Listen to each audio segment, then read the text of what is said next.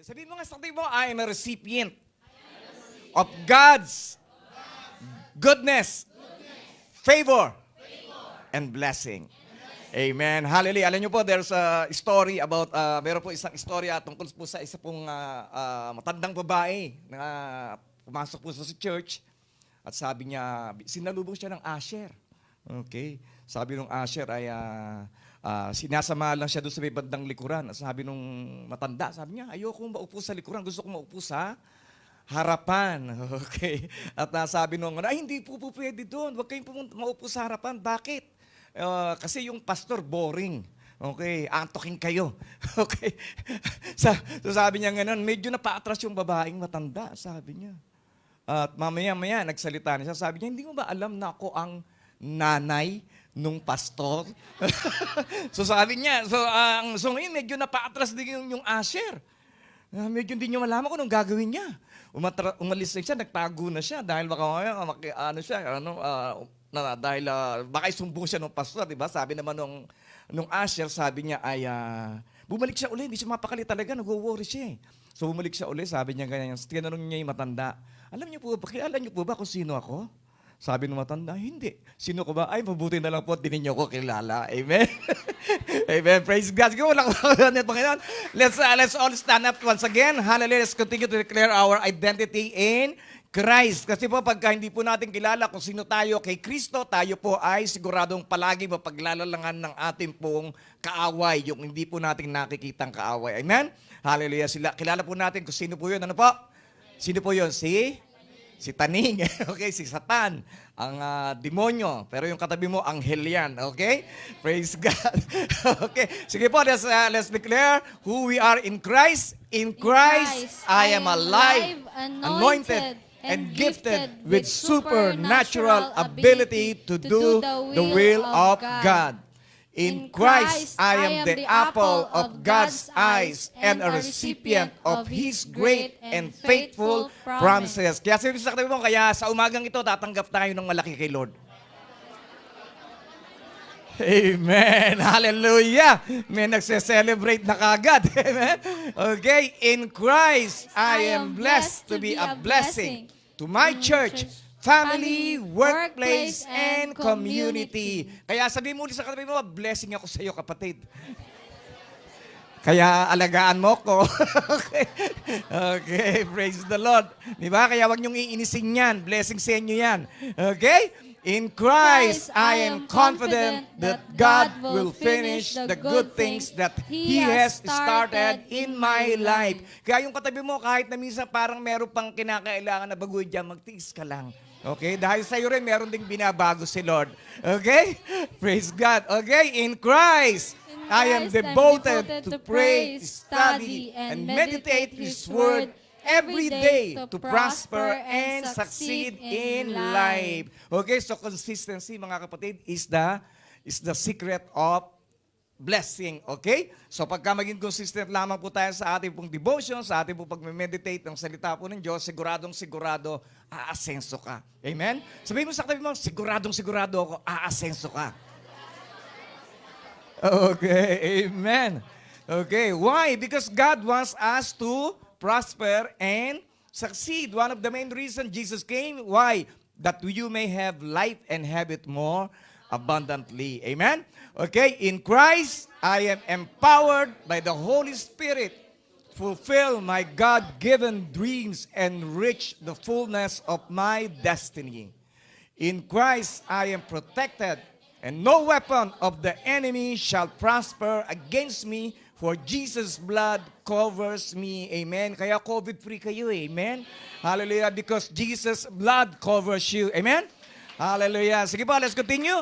In Christ, I am forever grateful for His amazing love, joy, peace, unlimited favor, and overflowing provision in my life and family. So every morning, kung screenshot nyo ito, no? Every morning, i-pray lang po natin ito. Amen? At siguradong-sigurado ang pag-ibig niya, ang biyaya niya, ang pabor niya, ang pagbabala niya ay palaging mananatili sa inyo at sa inyong pamilya. Amen? Yun lang naman kung gusto nyo. Okay? You still have a choice. Okay? Amen? Hallelujah. Kaya sabi mo sa katabi mo, bawat umaga magpapasalamat ako kay Lord. Amen. Okay, today I'm going to receive the seed of the Word of God. My heart is prepared. My mind will be renewed.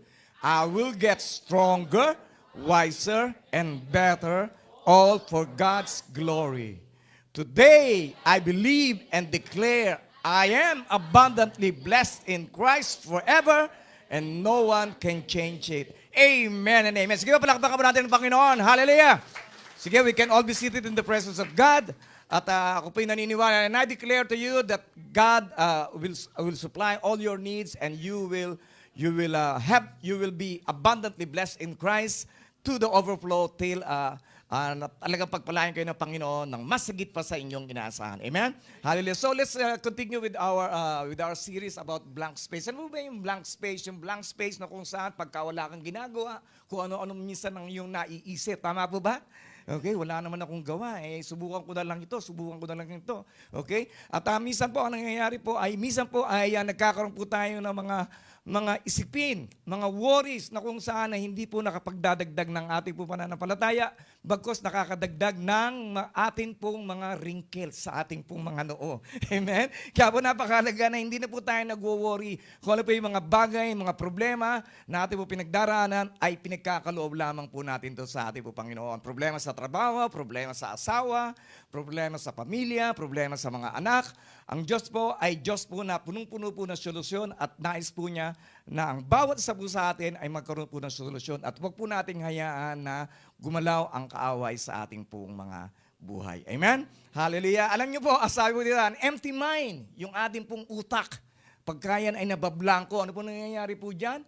Ay nagiging workshop daang mga demonyo. Kaya nga po ang, amen, hallelujah, kaya yung iba sa atin, nagkakaroon po ng kaguluhan sa ating buong isipan. Bakit? Dahil napaglalaroan ng demonyo. Saan ba yan nagbabasa, Pastor Buong? Alam niyo po, sabi po sa Matthew chapter 12:43, pagka meron pong isang espiritu na umalis pa ating pong isipan, sa ating pong buhay, sa ating pong puso, ano po nangyayari? Ito po ay bumabalik na muli. At hindi lang siya mag-isa. Nagsasama pa ng 7. Okay? Ayun na ang nakakalungkot pagka tayo ay nagpabaya. At isa dito sa mga espiritong ito ay ang worry. Kaya po ang worry ay sabi po sa Bible sa Matthew 6:25, that is why I tell you not to worry about everyday life. Sabi mo, hashtag mo, kaya ikaw, huwag ka na mag-worry. Okay. Araw-araw, hindi po ba? Ibig sabihin sa araw-araw. Hindi mo nga alam kung ano mangyayari mamaya. Iniisip mo na yung bukas, iniisip mo na yung susunod na linggo, iniisip mo na uli yung pagwala ka na dito sa Macau. Hindi ba? Let's enjoy every moment of it. Karirenew lang ng visa mo, karirenew lang ng trabaho mo, kontrata mo, nag-isip ka na kagad kung paano na mangyayari sa'yo after ng kontrata mo sa Macau. Amen. Muntik ko na masabi, kontrata mo sa mundong ito. Okay? So what is worry? Ano po ba yung alalahanin? Worry is a sense of uneasiness. Ibig sabihin, hindi ka mapalagay, palagi ka nag-aalala. Ang worry ay nai-stress ka, di po ba? Ayun ang worry sa atin po. And then I'm declaring you today that you are too blessed to be stressed. Amen? Hallelujah. Sabi mo nga, I'm too blessed to be stressed.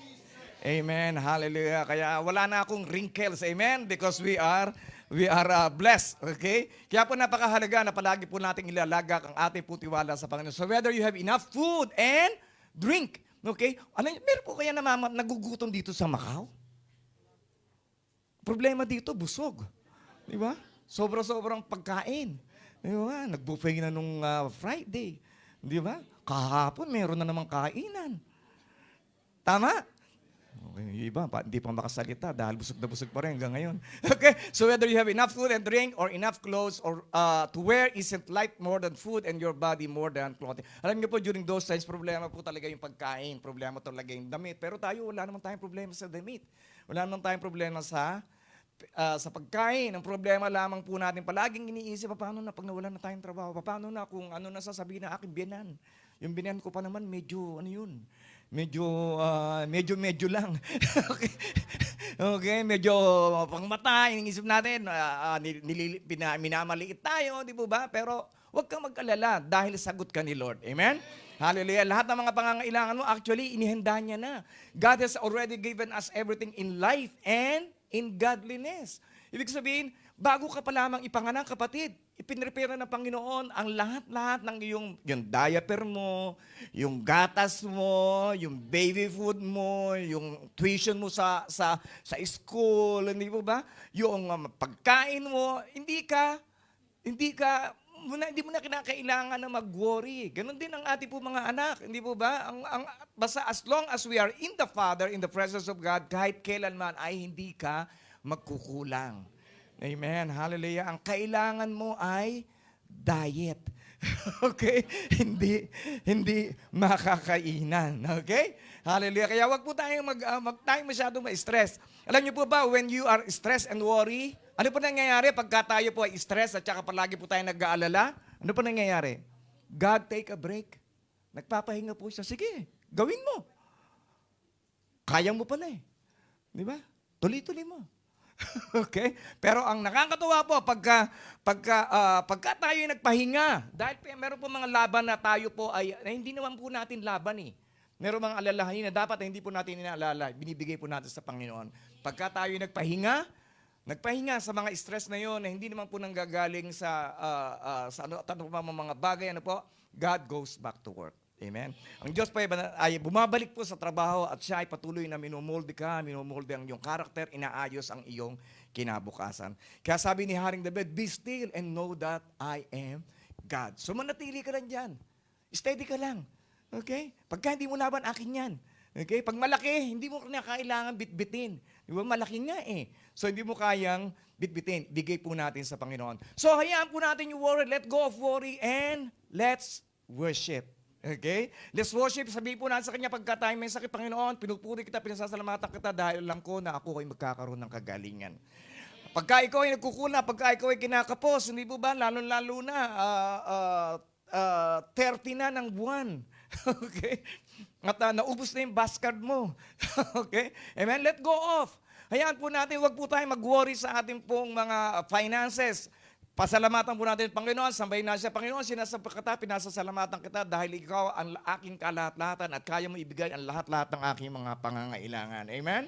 So let's continue to worship God. Pagka ikaw ay nangihina, Panginoon, ikaw ang aking kalakasan. Di ba? Pagka ikaw ay nagkakaroon ng kaguluhan, Panginoon, ikaw ang aking kapayapaan. Di ba? So it's very important for us not to worry and always worship. Amen? Hallelujah. Sabi ko sa'yo, simple lang naman mga kapatid, putulin natin yung alalahanin at simulan natin yung ating pong pagpupuri sa Panginoon. Amen? Hallelujah. Praise God. So sabi mo mo, kaya ikaw alam mo nang gagawin mo, ha? Okay, amen. Hallelujah. Wag po nating isipin. Hallelujah. Yung asawa natin, walang trabaho, tagal na, di po ba? Wag po nating isipin yun. Iligay na po na sa Panginoon. Alam ko na inihanda mo yung magandang trabaho para sa aking asawa. Amen? Hallelujah. Yung anak po natin na medyo naliligaw ng landas, di ba? Wag po nating wag-worry doon. Ilagak po natin sa Panginoon ang kanila po sitwasyon. Panginoon, alam ko yung kanya pong pagiging addict sa games, Panginoon, ay yun ang pinuputol sa mga sandaling ito. Amen? Okay, praise God. Alam niyo po, delikado po pagka tayo po nanatili lamang po sa games. At meron pong isang nangyari po sa Amerika. I believe you know this na marami pong mga nangyayari po mga barilan sa eskwelahan.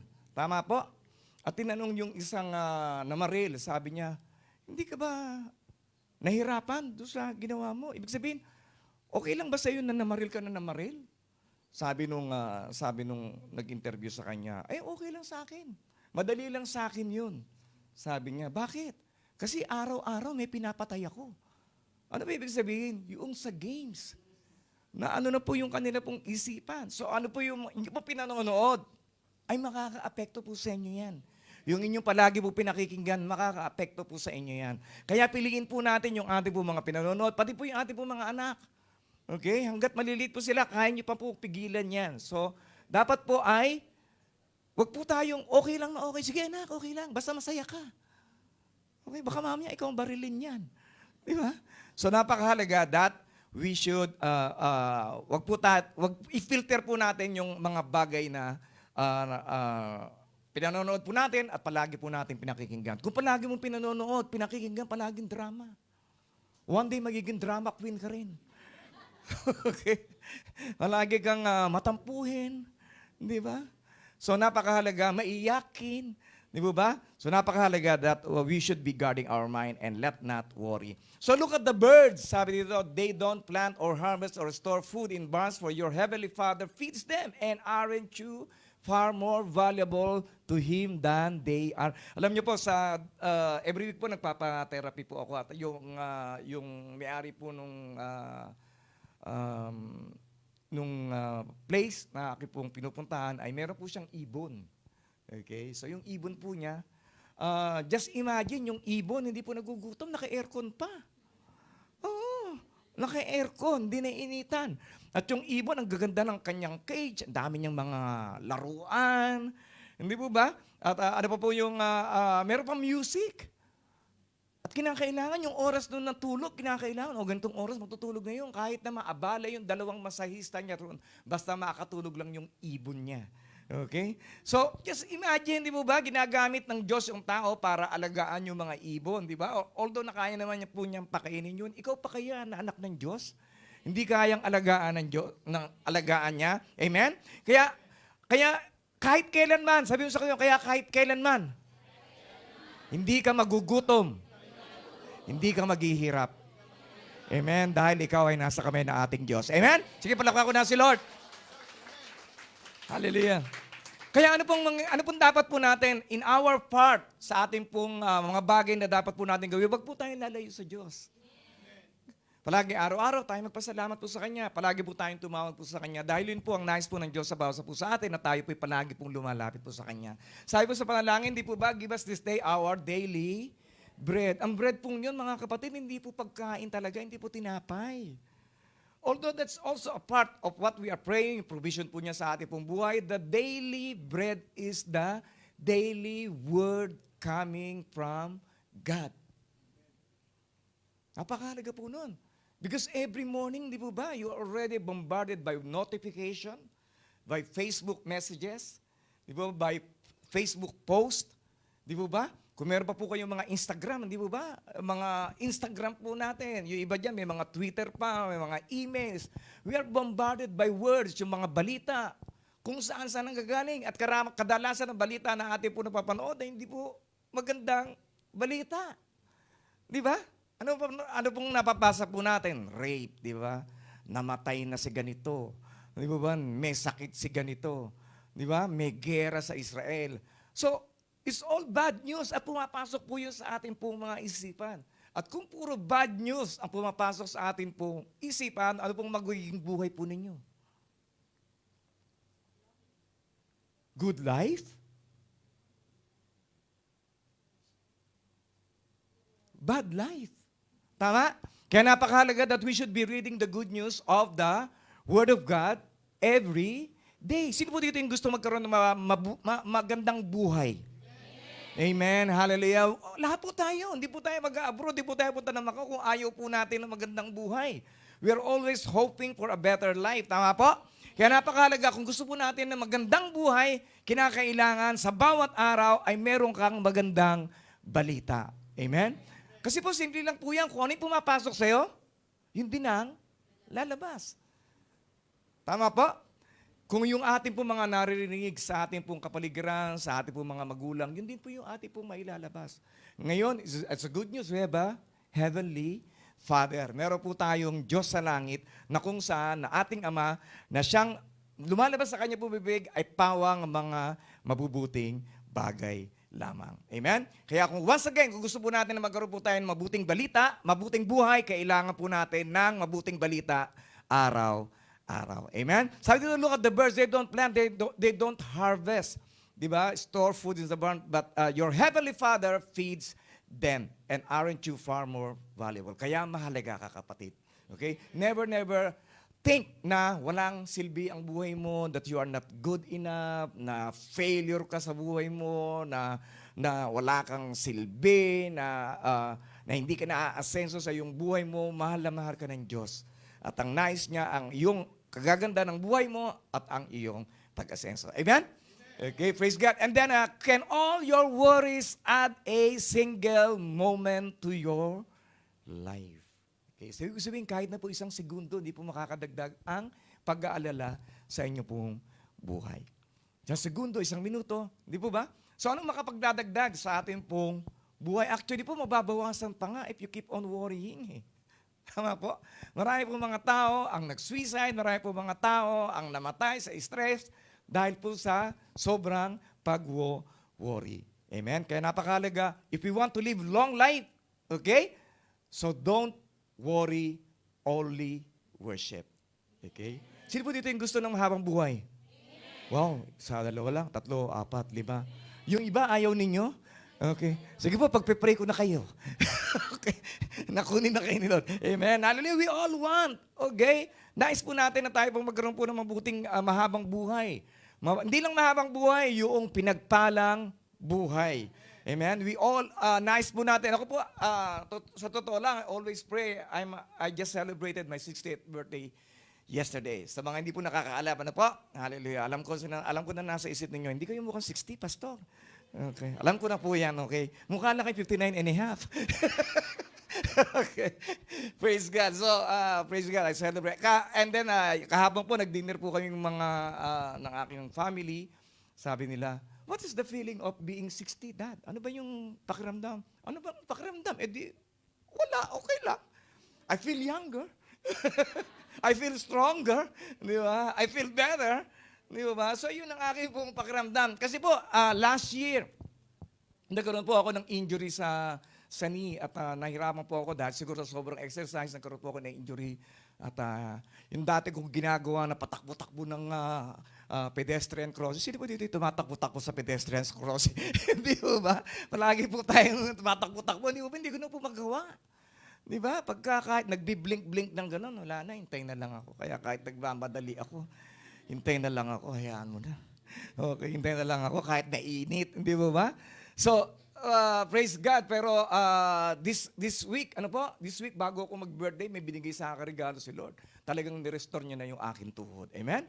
Kaya yung pedestrian na yan, di ba? Kahit malayo yan, tinatakbo ko na yan uli. Amen? Okay. Amen. Hallelujah. Because ang ating pong kalakasan ay nagbumula po sa ating pong Diyos. Amen? Hallelujah. Praise God. Sige, palakpakan na si Lord. Kaya we should not worry sa ating pong buhay. I'm 60, I know. Ang iba sa inyo, ay, naku, tanda na si Pastor, malapit na mamatay yan. Cancel. Okay? We cannot add. Pero I still believe that I have long life. Bakit po ako naniniwala? Unang-una sa lahat, inaalagaan ko yung kalusugan ko. Ikalawa, meron akong relasyon sa aking Panginoon. Di ba? And then ikatlo, alam kong hindi pa tapos ang aking assignment. Di ba? Kaya hindi ko pa masyado tinatapos. Hindi po tapos ang aking assignment sa Panginoon. Di ba? And then besides, one of the favorite verses in the Bible is to live is for Christ and to die is gain. Ang babuhay ay para kay Kristo at ang kamatayan ay kapakinabangan na.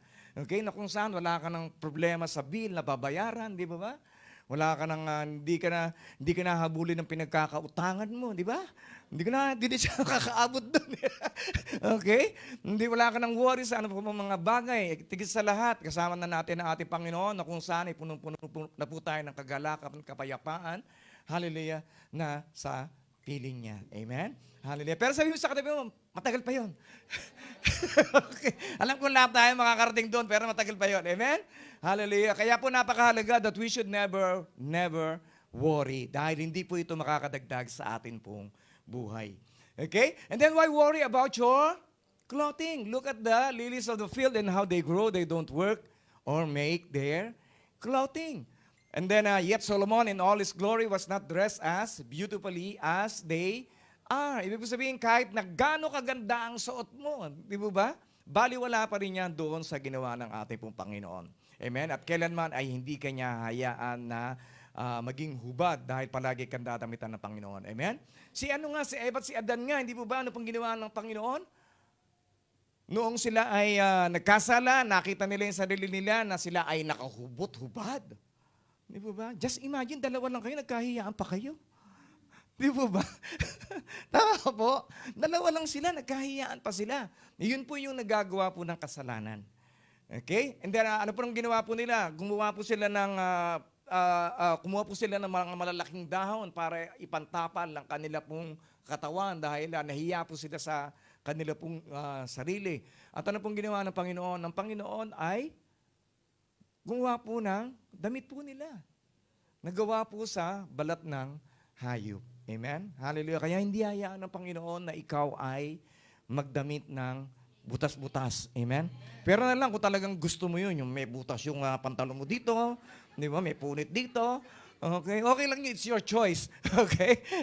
Okay, praise God. And then if God cares so wonderfully, muli sabihin mo sa katabi mo, God cares for you.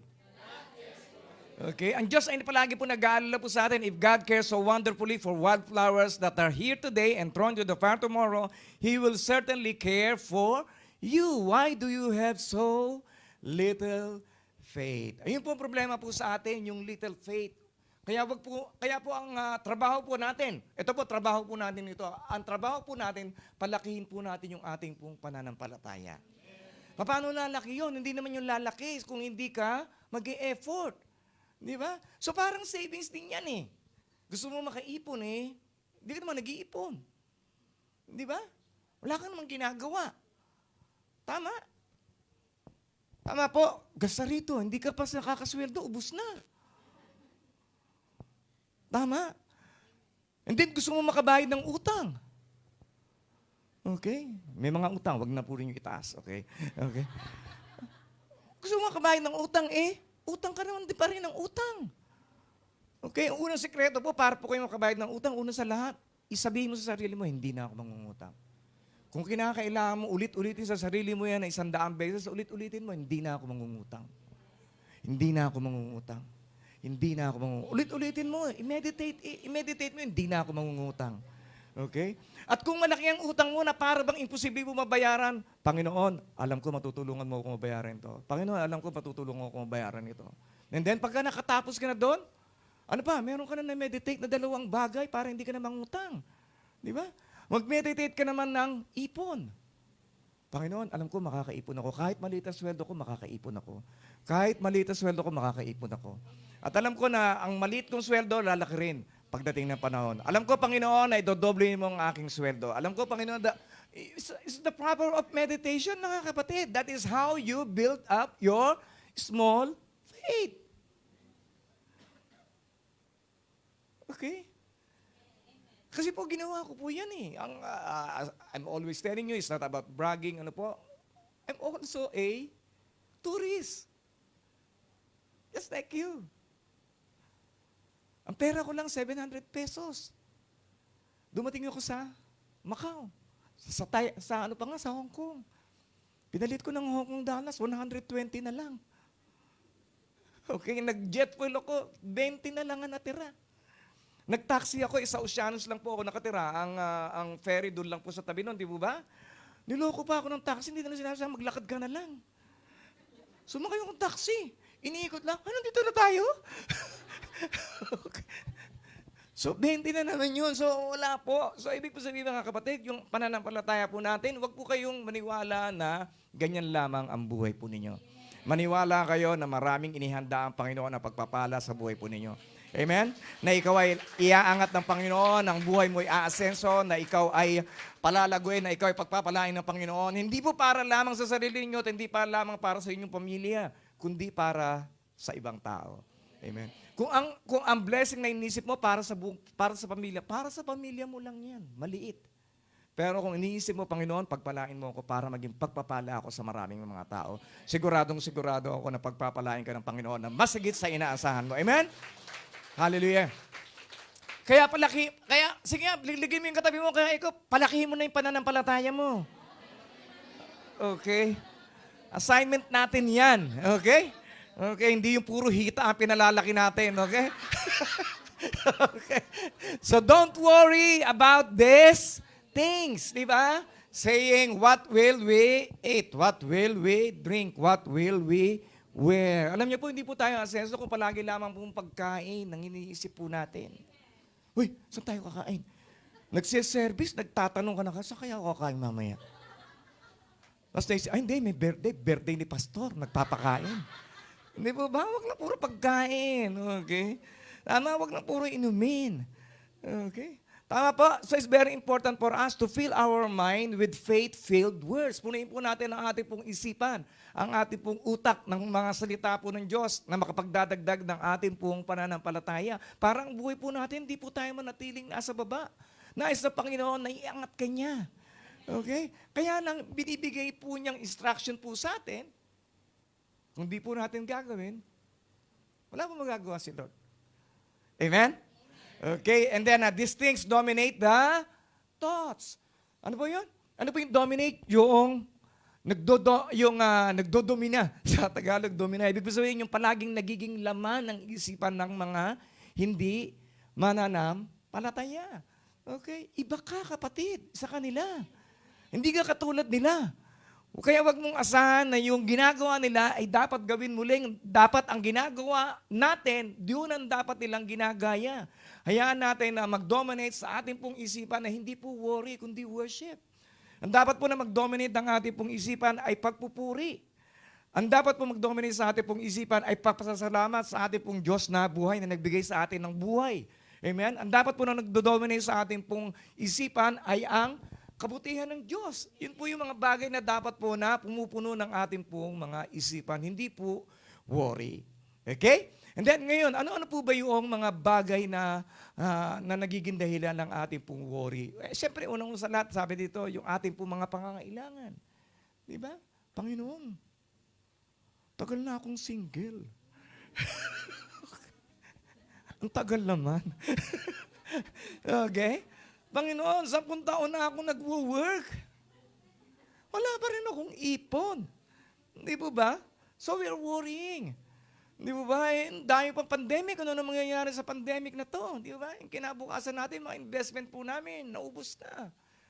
Tama? So napakahalaga na ibigay po natin, kaysa palagi lamang po tayo nag-worry, ibigay po natin sa Panginoon ang lahat po natin po mga pangangailangan. Amen? So ano po ba yung mga nagiging dahilan, nagiging cause ng ating pong worry? Unang-una sa lahat, self-centeredness. Kailangan ko to. Wala ka nang pakialam doon sa ano. Church ka pa. Di ba? Sayang lang oras ko dyan. Part-time na lang ako, kailangan ko to. Di ba? Meron akong imimita sa San Malo. Tama? Kaya hindi ka maka-attend ng church. Kailangan ko to. Kailangan ko matulog. Kasi linggo lang ang pahinga ko. Di ba? Palagi nasa isip sarili. Kailangan ko to. Ayoko magbigay. Di ba? Mag-giving. Konti lang. Okay. Kasi kailangan ko to. Okay? Hindi mo alam na yung pagsubok na yun ng Panginoon, yun na magiging daan para ikaw ipagpalain ng Panginoon. Amen? Because God is giving us some tests, some challenges, na pagka nalagpasan mo yan, oops, bibless kita anak, dahil nakapasa ka sa test. Amen? Tama po? Tayo ganun din, di po ba? Nung mga bata po tayo, grade 1. Kung di ka pumasa sa test, hindi ka naman magiging grade 2, magiging high school. So, ganun din po sa ating po pananampalataya. Minsan, meron lamang po tayong grade 1 na pananampalataya. Pero wag po tayo manatili na grade 1 na yung pananampalataya po natin. Nakakalungkot, di ba? Grade 1 lang ang inabot ko. May back subject pa ako. Paano na ngayon ang buhay ko? Di ba ba? So, wag po nating hayaan na pang grade 1 lang yung ating pananampalataya. Okay? So what are the causes of worry? Being self-centered. And then ano pa po? Yung mga sinasabi ng tao. Ano na lang sasabihin ng tao? Ano lang sasabihin ng asawa ko? Ano lang sasabihin ng boss ko? Ano lang sasabihin ng... Huwag po nating isipin. Yung mga bagay, dahil hindi sila magbibigay ng pagpapala mo, ang Diyos lamang ang makapagbibigay ng pagpapala mo. Amen? So ano pa po? And then, lacking confidence in God. Ang nagiging dahilan, kaya po tayo nag-worry, wala po tayong tiwala sa Diyos. Yung oras mo, gusto mo trabaho na lang trabaho, kasi wala kang tiwala kay Lord eh. Tama? Pero kung nagtiwala ka kay Lord, binigay mo sa Kanya yung oras mo, in-honor mo siya, binigyan mo siya ng kaluwalhatian, binigyan mo siya ng... Di ba? Yun naman talaga nagiging dahilan, wala kang tiwala sa Diyos. Tama? So, napakahalaga that we should trust God. Kung ano yung sinabi niya, siguradong sigurado gagawin niya yun. Hindi naman siya katulad ng tao na pagka nangako, palaging napapako. Di ba? Mga lalaki, mga bulero yan. Di ba? Bibigay ko sa iyo ang langit. Di ba? Nasaan na? Di ba? Nawala na. Okay? So it's very important for us to always trust God. Sabi po sa John 14:1, don't let your hearts be troubled. Wag po nating hayaan na magkaroon ng kaguluhan ng ating pong mga puso. Okay? Kung wala ka pang bahay ngayon, sa langit meron na. Ang laki-laki ng bahay mo doon. Di ba? May garden pa doon. May fish pond ka doon. Okay? Praise God. Pero nais na Panginoon na makamit mo muna yung lahat ng mga pangarap mo habang ikaw ay naririto sa lupa. Amen? And then, trust God, trust about, ano pa po ang nagiging dahilan? Yung staying away from God, dumalayo po tayo sa Kanya pong presensya. Tama? Kung ikaw nga lumayo ka sa trabaho mo, di ba? Once a week ka lang magtrabaho, susweldo ka ba? Hindi. So, ganun din tayo. Kung tayo lumayo kay Lord, makaka-receive ka ba ng blessing? Hindi. Tama? Okay. Kaya nga po napakahalaga that we should always be in the presence of God. Alam niyo po ba, pagka, according to the study, nasabi ko rin ito noon, ano po? According to the study, sino po dito yung gusto nyo, yung younger looking kayo palagi? Yung iba lang siguro, yung mga ano. Sino po dito? Sige pa. Ayan, di po ba? Amen. Gusto po natin younger looking. Alam niyo ba, according to the study, ayon ito sa research nila, no? Na karamihan po ng mga nag-church ay mas younger looking kesa doon sa mga hindi po nag-church. Amen? Hallelujah. Sige, panakpakunan si Lord. Okay, di po ba? So no offense. Kahit na po may mga bata akong kapatid, mas younger looking ako sa kanila. Amen? So ganun din ang bawsa po sa inyo. I-compare niyo yung inyong sarili sa inyo po mga nakababatang kapatid. Mas mukha kayong bata kaysa sa kanila. Amen? Okay. So ano ba po, nagiging dahilan po ng ating pong worry? Alam niyo po, there's a story about sa Exodus. Sabi po sa Exodus, ano po, basahin ko na lang po sa Deuteronomy 28:66, your life will constantly hang in a balance. You will live night and day in fear, unsure if you will survive. In the morning you will say, if only it were night, and in the evening you will say, if only it were morning, for you will be terrified by awful fear. Ano po ibig sabihin? Ibig sabihin, mga kapatid, pagka tayo lalayo sa Diyos, puro takot ang mararamdaman po natin. Nasa bahay mo na lang, natatakot ka. Di ba ba? Takot ka pagka naggabi, takot ka rin pag nag-umaga. Diba? Sa ano naman mangyayari no? Kung pupunin po natin ang ating pong buhay ng puro takot? At isa po sa nagiging dahilan na yun ay ang ating pong paglayo sa Diyos. Kaya napakahalaga. That's why I'm always pushing you. Kapatid, mag-meditate tayo, mag-aral tayo ng salita ng Diyos. That's why I keep on sending you, Alam niyo po, it took me years bago ko po na-come up, bago po nasagot yung aking prayer na, Panginoon, gusto ko magkaroon ng devotion ang bawat member. Kasi po para isa lang po yung ating pong journey. Okay po? Noong una, we try. Nag-try tayo 4 na chapters a day. Di ba? Wala, stress lahat. Pag umati ng church, stress lahat. Okay. Hindi mo ba? Hirap basahin. So, pero ngayon po, sino po dito yung nakapagde-devotion na po? Okay, yung mga hindi pa po, I encourage you to do it. Mag-devotion po tayo. It will be good for your soul. It will be good for your spirit. It will be good for your future. It will be good for your destiny. Amen. Yun po yung gusto niyo lang. Na maging maayos ang buhay ninyo. Pero kung ayaw ninyo, okay lang. Matulog kayo ng matulog. Okay. Matulog kayo na matulog. Sige, hanggang hindi na kayo, gisingin ni Lord. Okay? Okay? Sige po. And then, ano pa po? And then, quit worrying. Quit na po natin. Dapat po mag-quit na tayo hindi lamang po sa paninigarilyo tayo nagkukuha, hindi lamang po sa pagsusugal, hindi lamang po sa paglalasing, sa paggawa ng mga kung ano-ano mga pangit na bagay. Maging ang pag-worry dapat ay mag-quit na po tayo dyan. Bakit po? Because it's useless. Wala pong kapakinabangan pagka tayo ay nag-worry. Ano pa po? It produces fear. Palagi kang takot. Diba? Tatakot ka na sa mangyayari next year. And hindi mo nga alam kung ano mangyayari bukas. Paano na lang, hindi na ako i-renew. Kare-renew mo lang, kapatid. Diba, nag-worry ka na kagad. Diba? Paano na lang ko pagka wala na ako ng trabaho? Sino na magpapaaral sa kanya? Diba?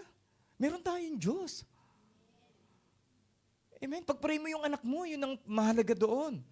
Pag-pray mo na lumaki siyang matalino, na lumaki siyang may takot sa Diyos, na lumaki siya na mayroong pag-ibig sa Diyos, na may pag-ibig sa inyo. Okay? So yun din po yung prayer ko po sa akin po mga anak. Kaya naman po sila, kaya malalaki na po sila, wala na kami masyadong worry about them. Kaya po napakahalaga that we should not worry. Amen? Mag-quit. Sabi mo sa katabi mo, mag-quit ka na, kapatid. Quit ka na ng pag-worry mo. Okay, wag po nating baguhin yung mga taong hindi po natin kayang baguhin. Okay, yung mga taong hindi po natin kaya, wag tayong mag-worry. Hindi yata magbabago to. Di ba? Problema mo ba yun? Kaya hindi ko po pinoproblema kung meron pong minsan na umalis sa church. Di ba? I just check myself. Panginoon, naipakita ko ba yung pag-ibig ko sa taong ito? Yun ba yung aking pong ini-evaluate po ako sa sarili? Pagka pidalas, okay naman. Pinakain mo nga yun sa Jollibee. So, ibig sabihin, I evaluate myself. Naipakita ko ba yung, naibigay ko ba yung mensahe ng maayos? Na-offend ko ba siya o whatever? And then I give it to the Lord. I believe, Lord, na pagka meron kang inalis na matino, meron kang ibabalik na mas matino. Amen? Yun po yung ating pong palagi pong paniniwala. Panginoon, inalis mo ako sa trabaho ko to. Alam ko, Panginoon, na meron kang mas magandang trabaho na ibibigay sa akin. Na mas malaking sweldo at mas mababait na mga amo at mas mababait na mga kasamahan sa trabaho. Amen? Huwag po natin palaging isipin kung ano yung mga bagay na magiging pangit. Palagi po nating isipin yung mga bagay na mas lalong magiging maganda. Amen? Parang si Joseph. Si Joseph po, ano po nangyari po sa kanya? Tinapon po siya ng kanya pong mga kapatid, pinagtangkaan niya ang kanya pong buhay. Ano pa po? And then, pinatapon po siya sa Egypt. Ano po ang nangyari? Yung pala, meron po maganda palang plano ang Diyos sa kanya pong buhay na siya ay gagamitin ng Panginoon. Kaya yung mga pinagdaraanan mo, pagdaraanan mo rin yan para iyon ding maibahagi doon sa mga taong may pagdadaanan ng kapareho ng iyong sitwasyon. Kaya pasalamatan po natin ang ating po mga problema. Okay? Pasalamatan po natin dahil hindi ka dadali ng Panginoon sa problemang yan na hindi ka makakalusot. Okay? Ilulusot ka ng Panginoon na problema ka sa pera, problema ka sa pamilya, problema ka sa trabaho mo, ilulusot ka ng Panginoon dahil ang Diyos ay tapat at siya ay palaging nagmamahal sa iyo. Amen? Ano pa po yung fear? Ano pa po yung worry? Ang worry po, nakapagbibigay po yan ng sakit. Pag nag-worry ka, nangyayari, hindi ka makatulog.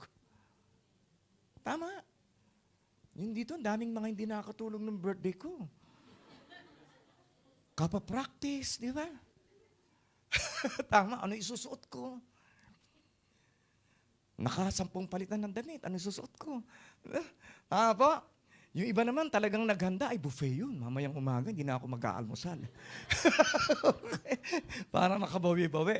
Okay? Ano ba? And then, ano pa yung nagiging dahilan? Ang cause ng worry, sleepless, indigestion, hindi ka matunawan. Diba? Kasi sobrang makinain mo, kaya hindi ka matunawan. Okay? And then, ano pa po? Ulcer. Minsan nagkaka-ulcer ka dahil sa sobrang worry.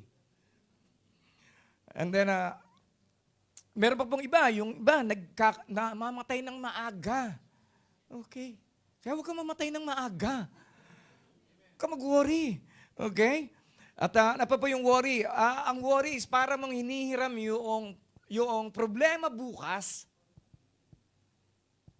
sa ngayon. Na hindi mo na po pwedeng bayaran. Para mong kinukuha para ka nagde-deposito ng lakas mo. Bukas, ginagamit mo na ngayon. Nakuha niyo ba ibig sabihin? Ibig sabihin, nagwo-worry ka na. Di ba pagka nagwo-worry ka na, babawasan ka ng lakas? At hindi ka makapag-concentrate sa mga bagay na dapat mong gawin dahil sa iyong pag-worry. Okay? So ano pa po yung worry? Ano po ba yung nagiging dahilan? Sometimes po yung mga yung ating po pag-worry, hindi naman po nagaganap. Hindi naman po nagaganap. Iba dito nag-worry, paano na? Kung magkaroon na ng dumami na yung mga infected dito sa Macau, paano na tayo? Paano na pagka na-injectionan ako, bumula ang bibig ko? Di ba? Ang dami nating wino-worry na hindi naman po nang yari. Tama, hanggang ngayon buhay ka pa. Tama? Okay. Okay. Di ba ba? Nakakatuwa po yung mga injection ngayon, di ba ba? Yung isa na-injection na gano'n, naiiwan pa yung, yung karayon sa kanyang pero buhay pa rin siya. Tama po? Hallelujah. Kaya po napakahalaga that we should quit worrying. Okay? At ano pa po? Nagiging miserable ang buhay pagka ikaw ay patuloy na nag-worry. Di ba ba? Miserable yung buhay. Di ba? Kaya napakahalaga. And then, ano pa po? And then, worrying is mental and physical suicide. And then, it's a waste of your time. Sayang ang oras, kapatid. Sayang ang oras. Pagka ikaw ay patuloy na nag-worry. Okay? And then, ano pa po? Ito po yung magnanakaw ng ating po pananampalataya. Ninanakaw nito yung ating kapayapaan, ninanakaw ang ating pananampalataya, ninanakaw ang ating tiwala. At higit sa lahat, ano pa rin po, it's a stumbling block to others. Lalo, yan ba yung born again? Problematic? Dahil problema? Diba ba? Ngayon, paano natin mayayaya sa ating Panginoon? Yung mga tao nakakita sa atin, kung tayo mismo ay palagi pong nag-worry. Tama? Okay, and then ano po? And then a worry is a torment over something that may likely be a blessing if it comes. Amen? Yung mga problema po natin, let's give it to the Lord. One day, yan ang iyong magiging patotoo sa ating Panginoon. Amen? Nautangan ka, hindi ka binayaran, pero nag-survive ka pa rin. Diba? Dumami pa nga yung blessings mo eh. Naging matalino ka. Diba? Pinagpe-pray mo na ngayon, sino ba itong mga mangungutang na to? Marunong kaya magbayad ito. Hindi po ba? So nagiging marunong ka na. Okay? And then, beside, huwag po tayong mamuhay na para tayong walang Diyos Ama na nasa langit. Okay? We are children of God. Anak tayo ng Diyos. Tama po? Anak ka ng Diyos na mayroong na nagmamahal sa iyo ng totohanan. Tama? At ganoon din yung ating po mga anak. Minamahal din po sila ng Diyos. Kaya nga po pagtitiwala sa ating pong Diyos ang isa po sa pinakamahalagang bagay na dapat po natin gawin sa buhay na ito para maiwasan po natin ang lahat ng worry ng ating pong buhay. Alam niyo po, nag-i-start lang po kami mag-church. Palagi po natanong ni Sister Estela. Di ba, siyempre nag-uusap kayo, no? Paano na? Sino na magiging members natin? Diba? Kasi po, 4 lang kami. Ako, siya, si JJ, at saka si Pao. Okay. So, sino magiging members natin? Lahat naman ng mga kamag-anak natin, meron na silang mga church. Di po ba? So, yun po yung aming pong question. Pero nakakatuwa po pagka if somebody is mentoring you, talagang nakapagbibigay ng pananampalataya, makakadagdag ng pananampalataya, merong ibibigay sa inyo ang Panginoon. Amen? And I'm very thankful that we are all here. Amen? Hallelujah. Nagpapasalamat ako dahil pinagsama-sama tayo ng Panginoon para sa Kanya pong gawain. Amen? Sino po natutuwa dito? Nandito siya ngayon. Amen. Hallelujah. And then worry is a crime against God and men. Isa itong krimen. Okay? Huwag po nating isipin na pagka nag-worry ka, ay okay lang lahat ng mga mas lalo magiging maganda ang buhay mo. No. Miserable ang buhay mo pagka ikaw ay nag-worry. Amen? Nag-worry kayong sa asawa mo, di ba? Na baka may makitang iba. Bakit super gwapo yung asawa mo?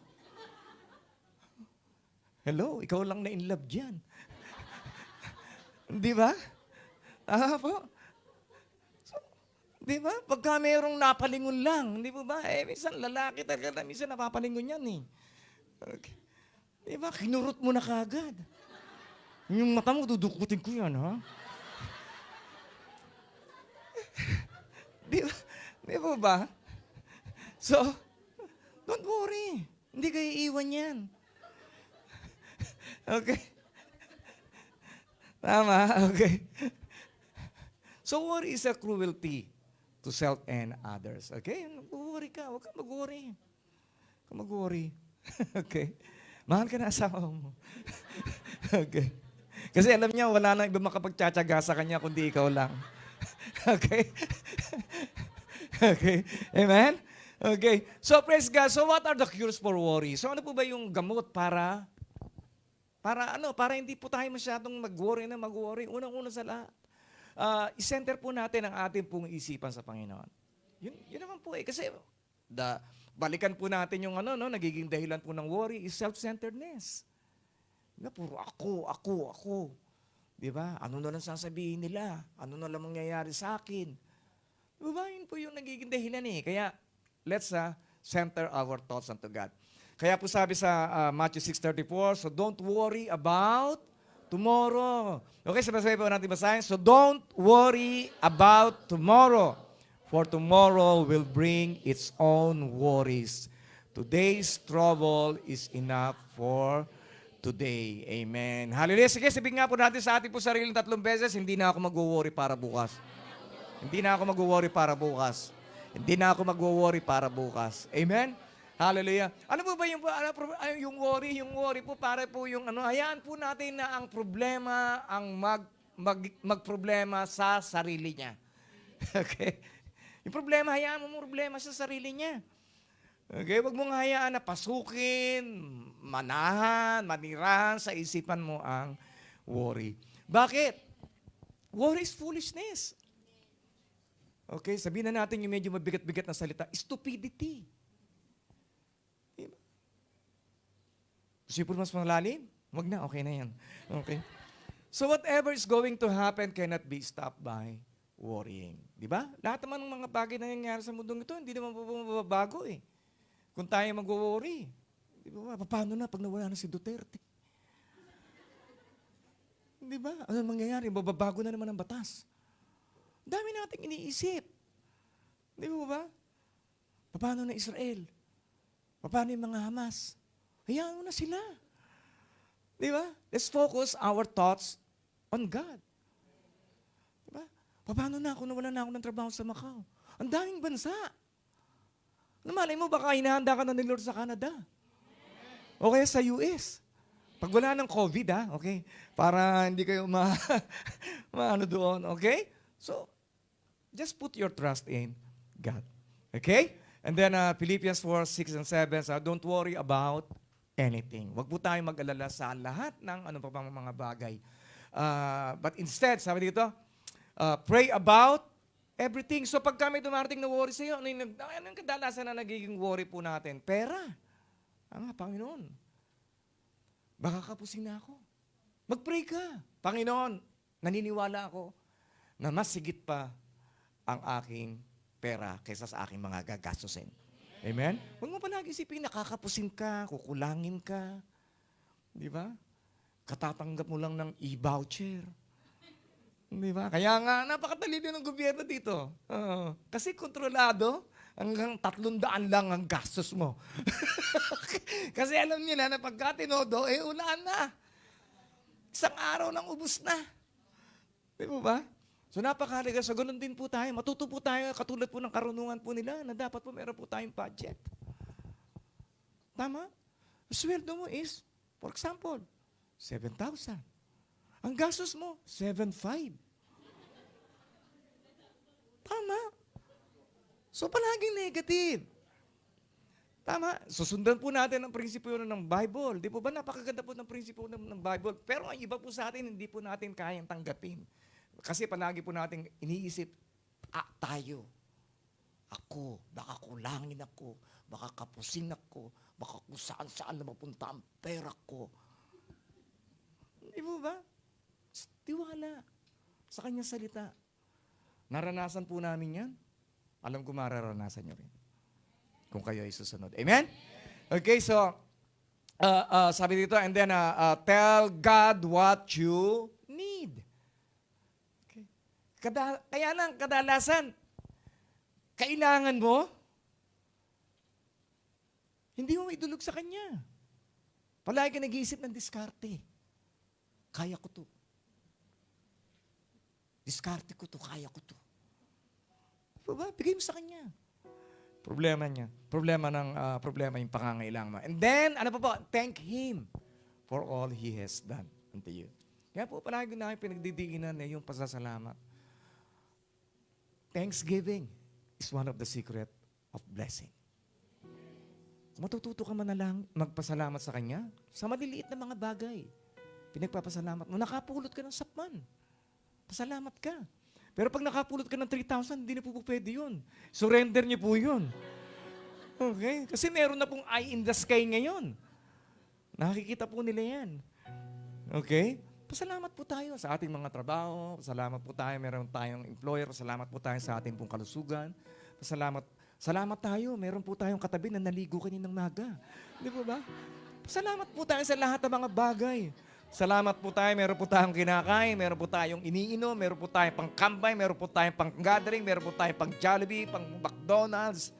Salamat po tayo for everything. Amen? Alam niyo po, kung if that one principle, matutunan niyo po sa inyo pong buhay. Nakikita ko na po ang magandang kinabukasan po ninyo. Kasi po, God will never stop giving you. Hindi po siya magsasama bigay po sa inyo. At napakarami po mga bagay na nais ng Panginoon na matanggap po ninyo. Only if you will learn that one principle to give Him thanks every day. Amen? Amen. Kaya po ba natin gawin niya, magpasalamat? Amen. Hallelujah. Kasi po kung madali po sa atin yan, madali pong gawin po natin yung pagpapasalamat, magiging madali rin po sa Panginoon ang pagbibigay niya ng lahat ng mga pangangailangan.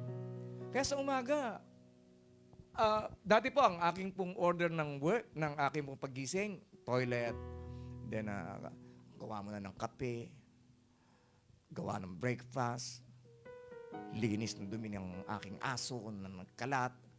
Ngayon, ang aking order, paggagaling po ng toilet, punta na po ako sa aking pong veranda. And then I set my alarm. 15 minutes. 15 minutes. I will pray. In the power of the Holy Spirit, I will pray. So, sinet ko na po yung aking po alarm. And then, after that, pagka nag-alarm na siya, at least, I've already worship God, I already give Him thanks. Kasi po, to tell you honestly, yung aking pong mga sinasabi sa inyo pong buhay, it has power.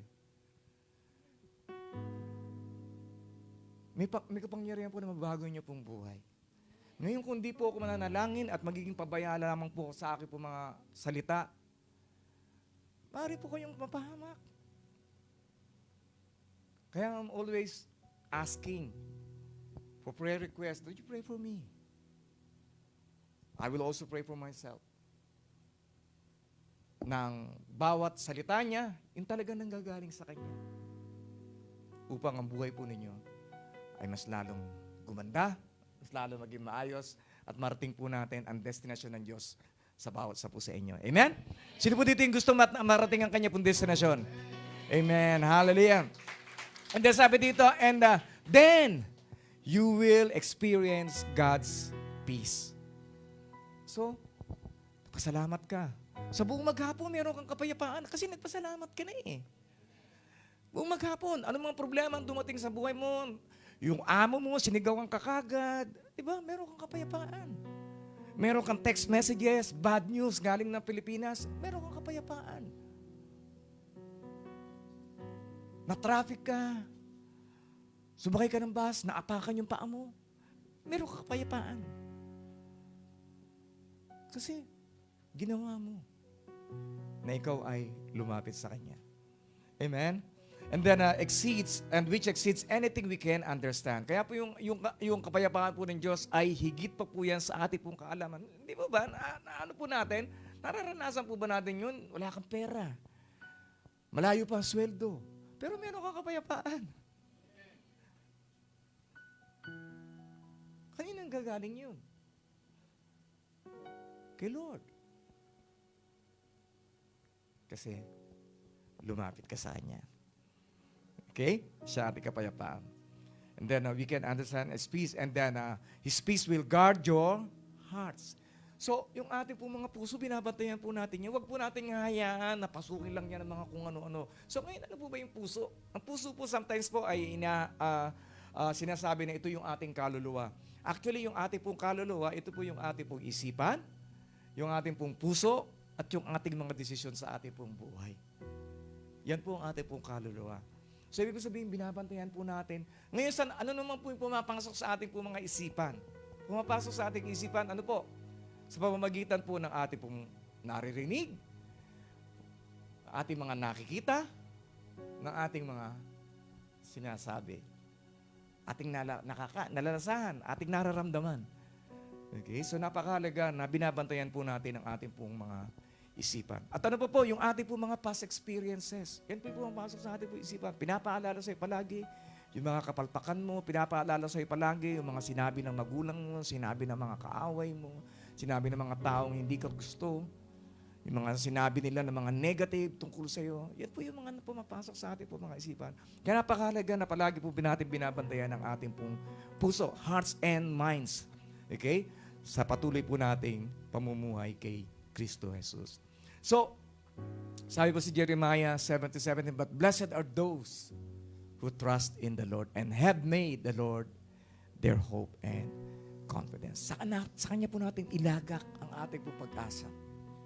Sa Kanya po natin ilagak ang ating pong kumpiyansa, ang ating pong pagtitiwala. Siguradong-sigurado, kapatid, hindi ka mapapahiya. Ano mang kakulangan meron ka ngayon, kayang ibigay ng Panginoon ang lahat-lahat ng pangangailangan mo. Amen?